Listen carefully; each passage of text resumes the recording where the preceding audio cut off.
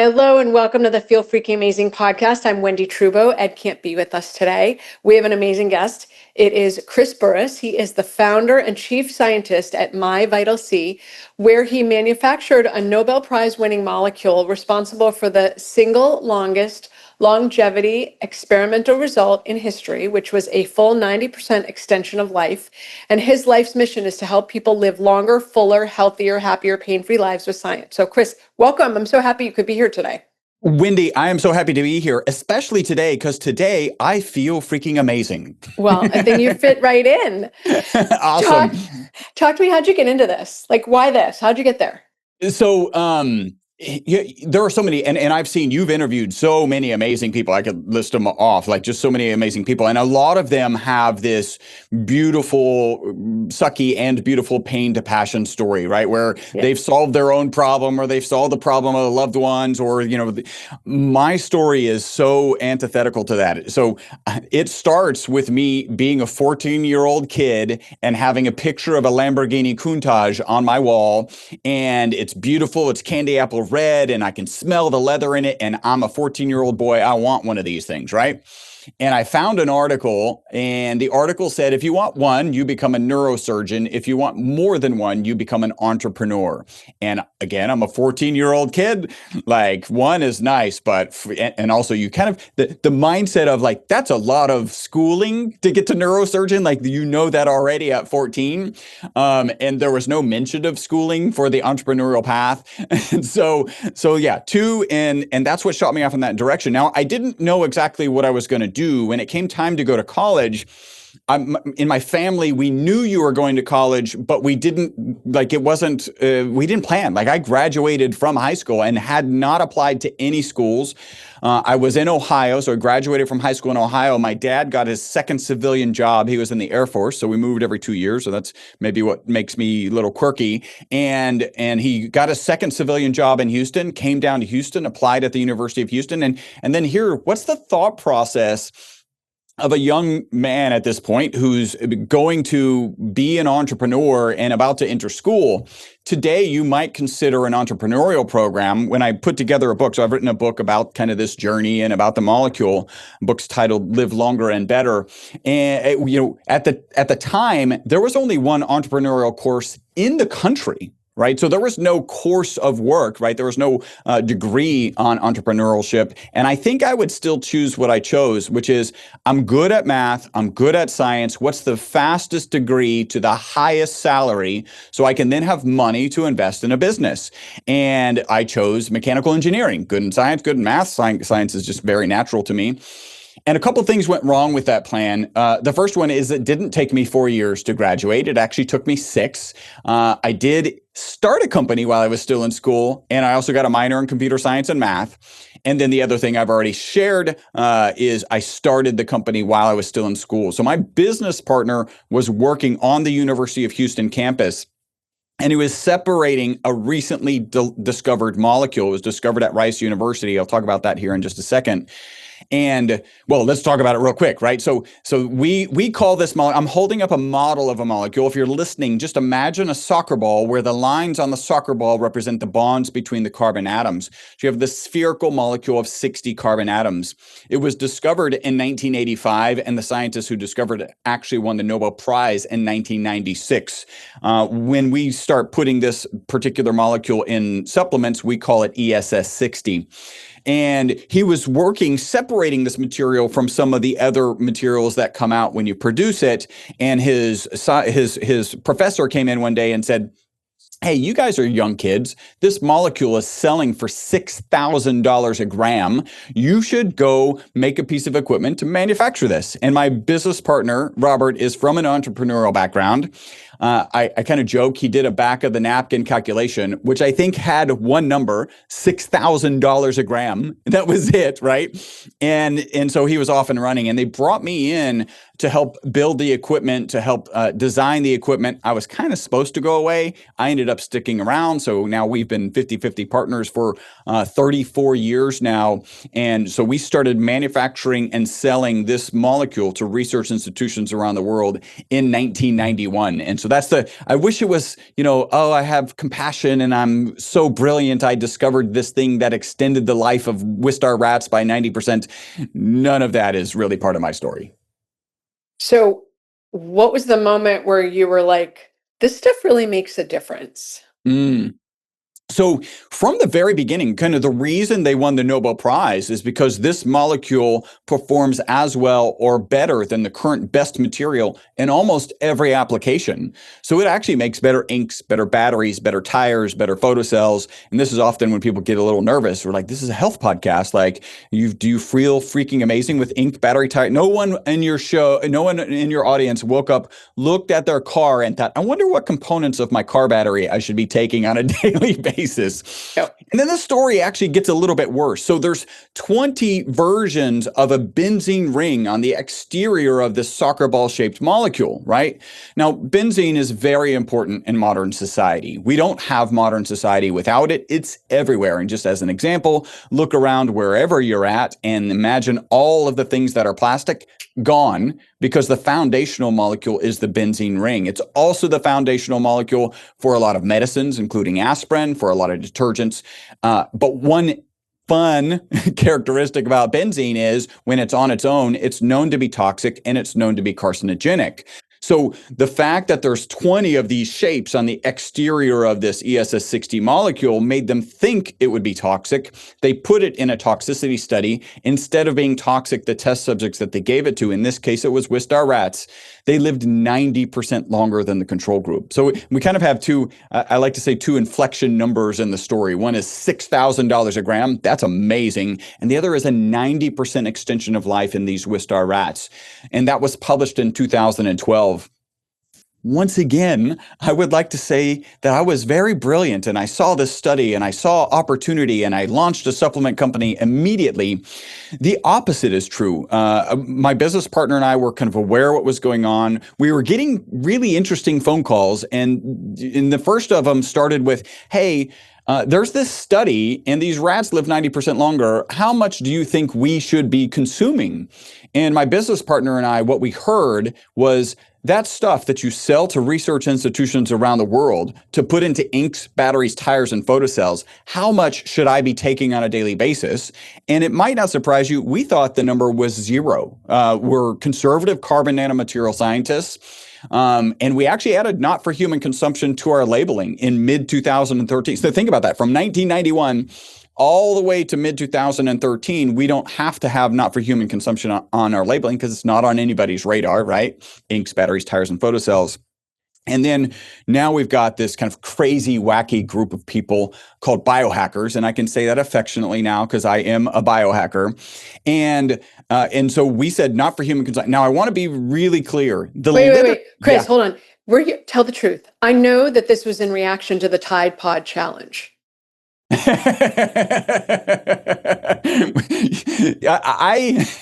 That's funny. It has to correlate. It has to correlate, not for human consumption. It has to correlate. We saw that. We were terrified. We're not going to fall. This is a trap. There's an existential trap that's being set for us, and we were not going to fall into it.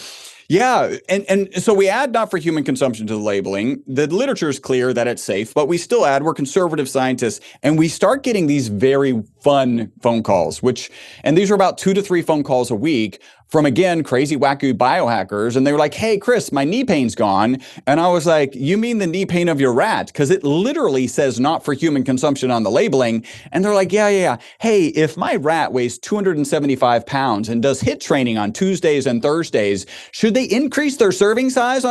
So we kind of know what's going on. And we allowed it because the literature was clear, but we still weren't comfortable. Literally, Robert and I would get together every quarter. Do we want to get into the supplement industry? I think you would share the generous description that the supplement industry is challenged, like as a whole. It's a challenged industry and very different than delivering commercial quantities of carbon nanomaterials to research institutions where they have the equipment to test what we send them, where they actually test what we send them, like all of that stuff. And in this middle, this was kind of between 2013 and 2018, I actually found a research paper that said 50% of the supplements that this research group had purchased off the market did not have in them what they said they had in them. Like, that's how challenged the supplement space is. So we just continued to say we don't want to get into the industry. Finally, at the end of 2017, a guy with a big YouTube following, that's what changes everything these days, right? Started talking about all the benefits he was getting taking it on a daily basis. And our phone went from those crazy, wacky 2 to 3 times a week, phone calls 2 to 3 times a week, to 10 calls a day. So now in that quarterly meeting with Robert, we're like, a couple of things. One, it's an entrepreneurial opportunity that we just had no idea about. Like, we're just not familiar with the supplement space and the biohacking space. And then two, we looked back at that paper where 50% of the supplements on the market don't have in them what they say they have in them. We knew that was going to happen in the space. We're the oldest and longest manufacturer and distributor of this molecule on the planet. We've got the equipment, we've got the expertise, the know-how, the exacting standards, and we figured we needed to get into the industry. And then we finally asked ourselves 2 questions. And the first is a moral question. Are we comfortable selling it? So I take it, my wife takes it, everybody on our team takes it. By the way, that's not a requirement to work on our, like, we don't, clock in and take your shot of My Vital C. That's not a requirement. They just have access to the research and the testimonials from customers. So yes, we're comfortable selling it. And then finally, the next question was the legal question. The FDA and the FTC crossed the T's, dot the I's, and we actually brought this product to market in 2018. Okay. Let's back up like 1,000 steps. Thank you for letting me finish that. I can see you're like, I have things to ask. Well, I'm all about the product, but I want to understand sort of the underlying, the philosophy, the approach. So basically, this product happened almost serendipitously, but let's talk to the listeners about aging and what are the primary things that cause you to age. And we'll get to, okay, ESS 60, how that makes a difference. But first, we have to understand the why. So talk to me about, like, what happens when you start to age and how do we address it effectively? So it's perfect timing, because as we became a supplement company, right, my role shifted from being the chief scientist at a carbon nanomaterial manufacturing business to being the chief scientist at a supplement company. And my role now is, what's going on here? What is the method of action? How does this sit in the longevity space, right? So my understanding is a lot of the medical community, not all of it, but a lot of the medical community looks at aging as an oxidation and an inflammation process, right? And so how do we address those potentially is what I'm trying to figure out. How do these rats end up living 90% longer? In terms of oxidation, there's an ad hoc study on the web that shows our product to be 172 times more powerful than vitamin C. There's peer-reviewed published research that shows it to be 125 times more powerful than vitamin C. So we're in Texas. I like to put big old check marks next to things. So that's a big old check mark. When it comes to inflammation, we have to be really careful, right? Because the FDA equates conversations about inflammation with the diseases of inflammation, which are also the diseases of aging. So this is arthritis, Alzheimer's, cardiovascular disease, cancer. And so the FDA, if it hears me say we address inflammation, what the FDA hears is we cure cancer, we cure cardiovascular, all of those things. And there's so much research that would need to go in to do studies to understand that that's true and to be able to make that claim. So you're no claim, Chris. So you're not making a claim. You're just talking about other stuff. Okay, so let's talk about primary drivers of aging: inflammation, oxidative stress. Okay, and then how do we, outside of a product, how do we address them? Well, so here's where my kind of information in terms of biological impacts gets really narrowed down because of what we think this is doing, right? So we believe, our understanding is that this is working at the mitochondrial level. And hopefully this will kind of address your question, because I see what you're pushing for. So our current theory is the BOSS theory, buffering oxidative stress system. And it looks like this. We know from peer-reviewed published research that this ESS60 molecule gets into the mitochondria. We also know from way back in the 90s when it was discovered that it can hold up to 6 negatively charged particles on the exterior of this cage. And what that, see, hopefully we're ticking the boxes. So what that means, your audience knows this, super fresh refresh. Mitochondria, powerhouse of every cell. There's between 50 and 5,000 mitochondria in every cell in your body, except for your blood cells, which have 0, and your brain and neurons, which have 2 million. It is amazing how much energy our nervous system uses. Like any powerhouse, there is a negative byproduct. You think about your car going down the road, there's exhaust. You think about a power plant, you've got smoke. In the case of mitochondria, it's reactive oxygen species. The most damaging of which is a negatively charged reactive oxygen species. I like to picture these, if they're left to their own devices, they're like little bumper cars, and everything they slam into, they're rusting, they're causing oxidative stress, oxidative damage, and ultimately inflammation, right? Internal to the mitochondria, you have the antioxidants, glutathione and melatonin, to manage those reactive oxygen species. But what happens when you stress a mitochondria, right? So first, how do you stress a mitochondria? I kind of joke, you live in modern society, right? You have insults like the sun, radiation, if you take a plane flight, if you smoke, drink, stress, like you have stressed mitochondria. When it's stressed, it starts producing more reactive oxygen species than the resident glutathione and melatonin can manage, and that's where we think this ESS60 molecule comes into play. We believe it holds on to those reactive oxygen species so they can't run around and do any damage until that mitochondria can replenish the glutathione and the melatonin and then manage them properly. So I have a little analogy, and hopefully you'll agree that all biological analogies should start with Mardi Gras. I mean, a lot of biology happens at Mardi Gras. So it's the end of Mardi Gras. You've got these drunk reactive oxygen species on Bourbon Street causing oxidative stress, causing oxidative damage. And you have the police department, the New Orleans Police Department, the glutathione and the melatonin, who come in, handcuff themselves to those reactive oxygen species and get them off of Bourbon Street. But what does the New Orleans Police Department do when they're overwhelmed?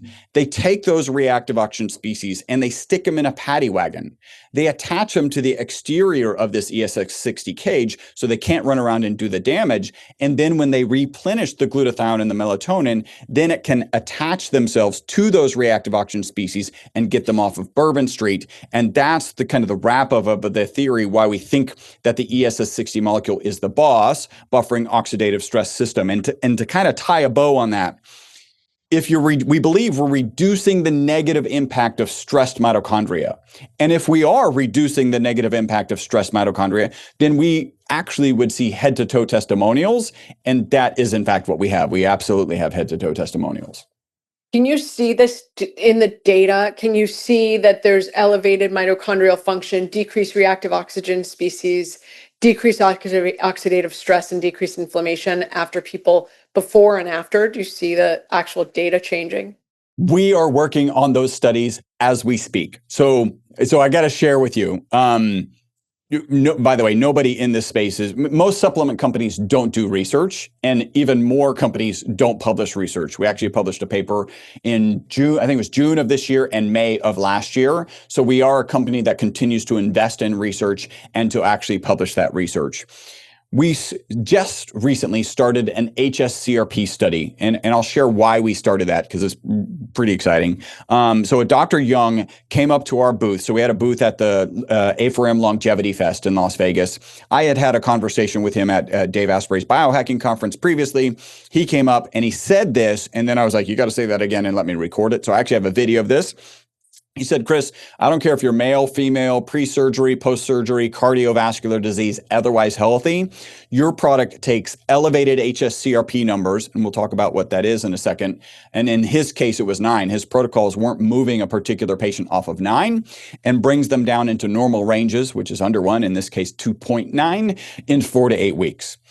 So, and he also went on to say that we see improvements in HRV, so heart rate variability, and sleep between 20 and 60%, right? And our most consistent testimonial, about, I don't think I've shared this yet, is that people take our product in the morning, they report mental focus and energy during the day, and then better sleep that night. So I'm not really surprised that he's seeing improvements in sleep, but I hadn't heard anybody talk so specifically about HSCRP. HSCRP, high sensitivity C-reactive protein. It's an inflammatory marker.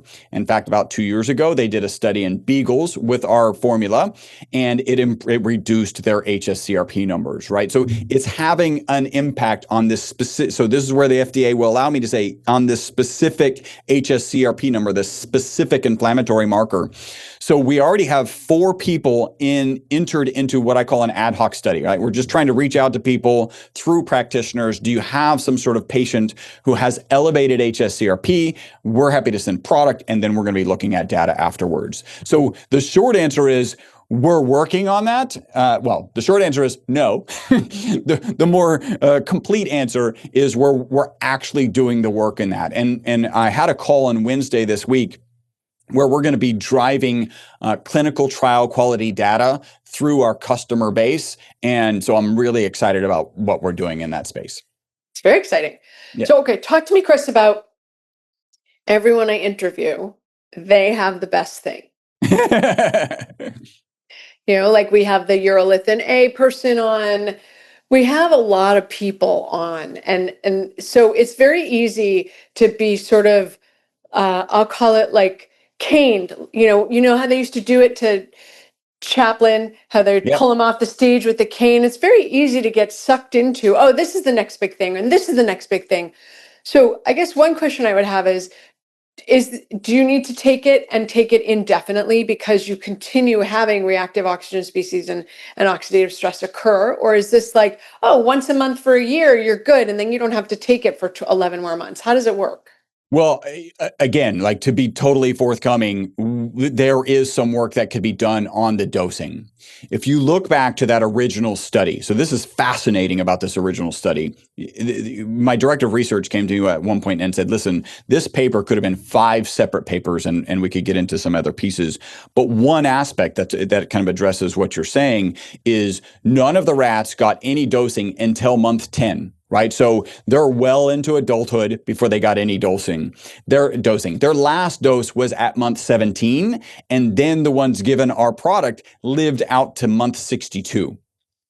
Now, so what's going on here? At the same point, we actually have classic research, right, on how long does this stay in a mammal is about 10 days. And it's supported by testimonials. I'll share one. My business partner says for 50 years, he needed an alarm clock to wake up.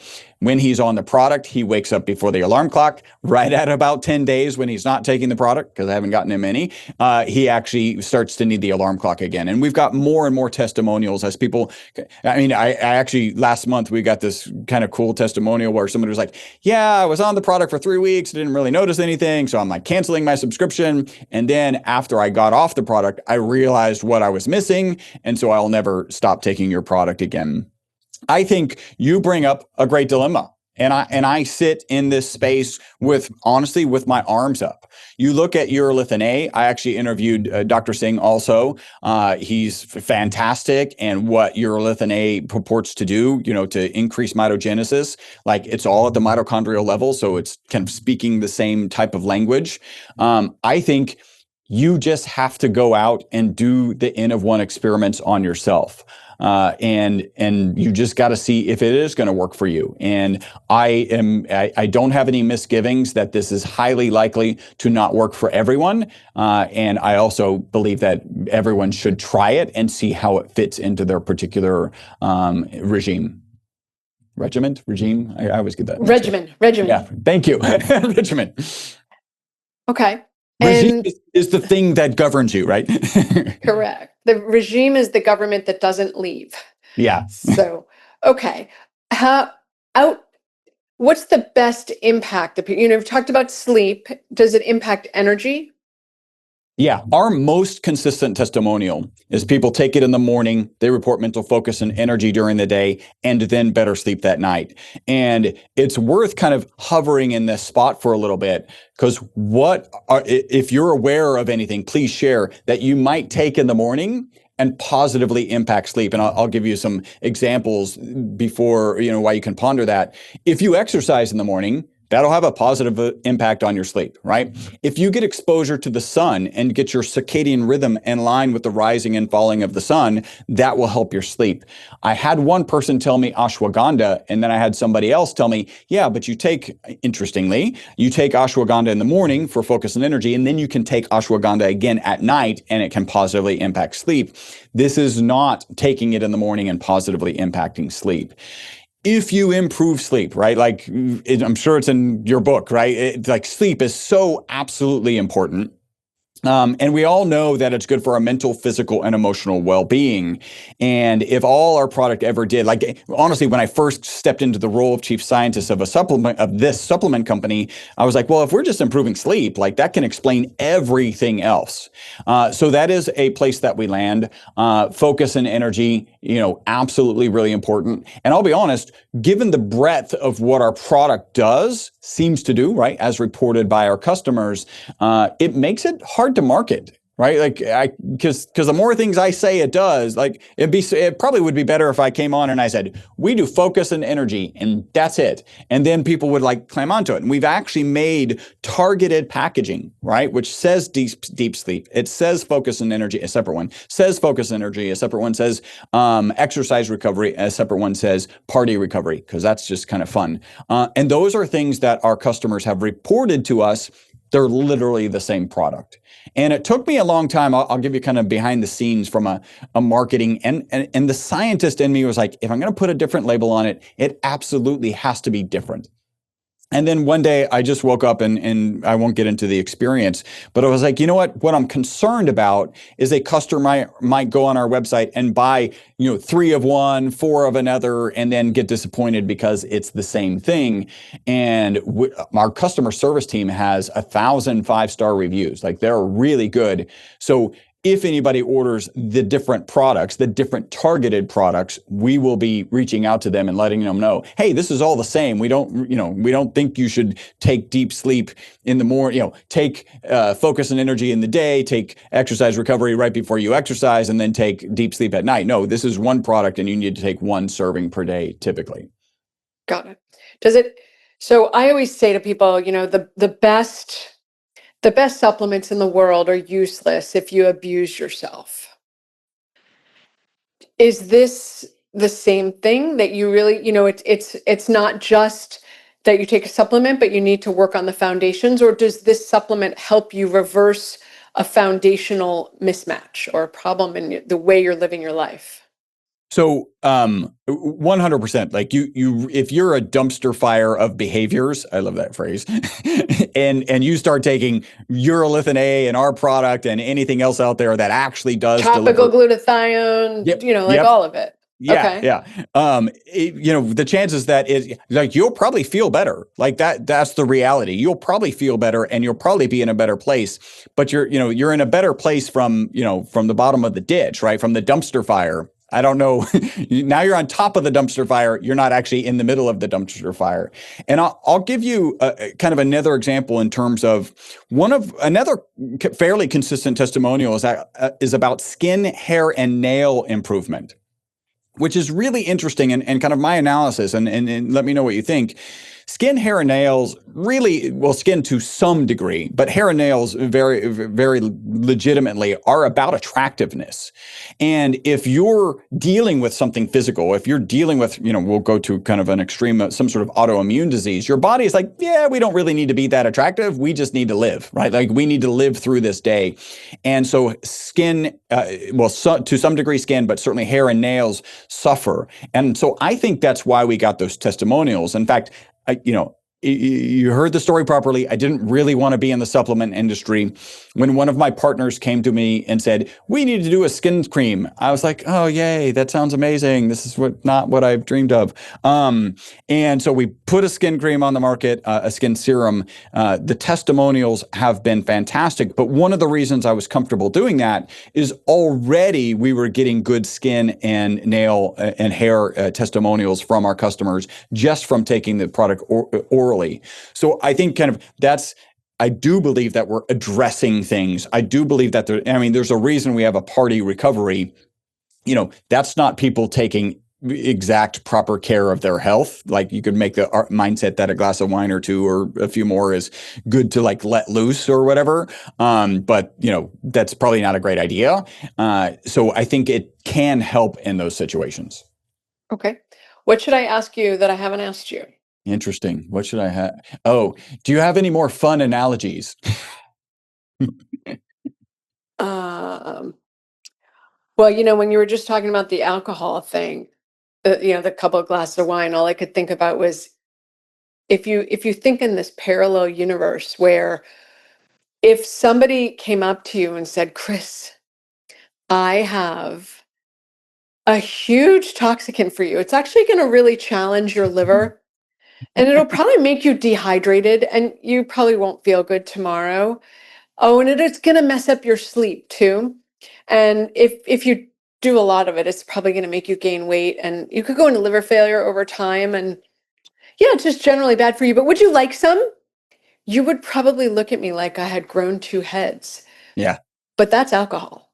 Yeah.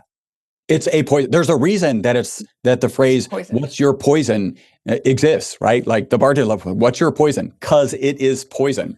Yeah. That just reminded, I mentioned there was one aspect of the original study. So they took a separate cohort of rats. Again, one group was given water, so that's the control group. One group was given olive oil, pseudo control group, and then one was given olive oil with the ESS60 molecule. And they injected them with carbon tetrachloride. Now, carbon tetrachloride is an oxidative agent that tends to attack the liver. So they waited a period of time. I can't remember if it was 24 or 48 hours, but something in that range. They euthanized them and then they dissected and looked at the livers. The ones that were given water, the control group, no improvement, right? The livers were heavily oxidized. The ones given olive oil actually showed some improvements. And then the ones given olive oil with the ESS60 molecule had they were on the road to recovery. So being an antioxidant, which we kind of have the peer-reviewed published research to support in the liver, is actually on the table. And I think that's probably what's going on when we think about party recovery. By the way, so I'll have a fun kind of crazy question.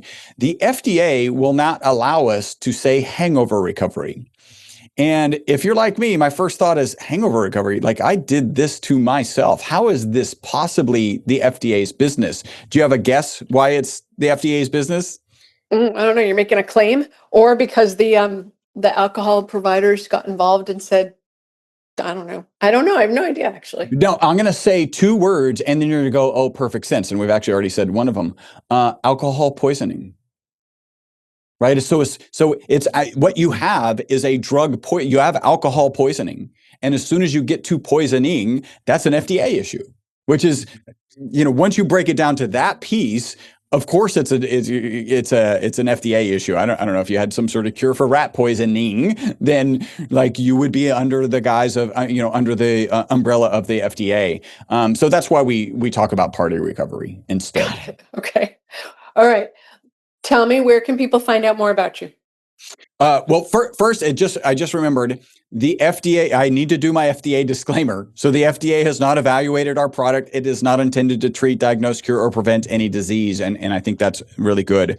We have made a URL for your audience. It's myvitalc.com/FFA. So feel freaking amazing. So myvitalc.FFA. We have a coupon code for $15 off of your initial order when you land there. I'm going to share, we have an olive oil product, an avocado product, and an MCT product.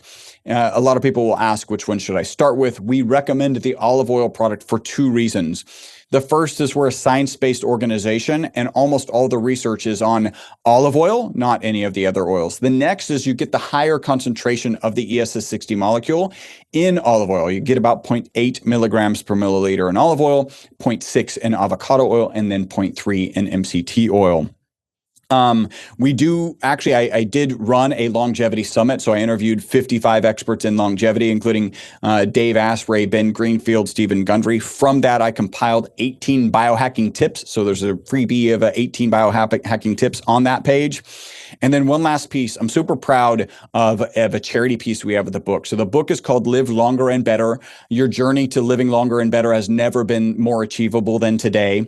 It's available on Amazon for $19.95. My publisher is putting pressure on me to sell more books. I don't know if that happened to you. Maybe you did just fine, but I have more pressure. But there's a charity piece if it's on our website. So go to that URL. The book's not on that page. Grab that coupon code. Go in the menu structure. You'll find the book. And again, it's $19.95. For $10 extra, I'll autograph the book for you. And 100% of the $10 fee goes to Operation Underground Railroad. You may remember the movie The Sound of Freedom, which was an amazing movie about a horrible topic, which is child sex trafficking, which should be off of our planet yesterday. Operation Underground Railroad is doing a great job in working on that problem, and 100% of the signature fee goes to Operation Underground Railroad. Got it. Thank you, Chris. This is great. All that will be in the show notes and people can click through it. Okay, beautiful. So first to you, thank you for being here. And to the listeners, thank you. Reach out for anything that comes up, and good luck in your next endeavor, because it sounds like you're continually producing and expanding. So thank you, Chris. Well, thank you for having me. My pleasure.